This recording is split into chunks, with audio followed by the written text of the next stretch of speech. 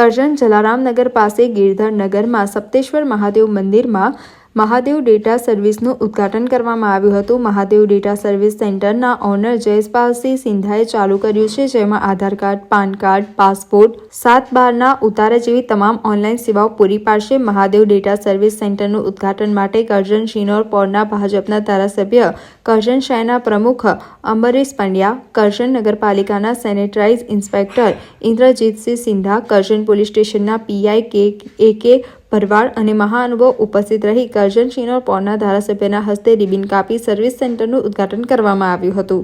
આજ રોજ Mahadev data service સેન્ટરનું ઉદ્ઘાટન કરજણ શિનોર પોરના લોકલાડીલા ધારાસભ્ય શ્રી અક્ષરભાઈ પટેલના વરદ હસ્તે કરવામાં આવ્યું છે। આ મહાદેવ ડેટા સર્વિસ સેન્ટરમાં આપવામાં આવતી યોજનાઓ ધારો કે ઇલેક્શન કાર્ડ, લાઇટ બિલ, શ્રમ કાર્ડ આવી તમામ યોજનાઓ આપવામાં આવશે। તે જલારામનગરના વિસ્તારને તમામ નાગરિકોને વિનંતી કે આ યોજનાઓનો લાભ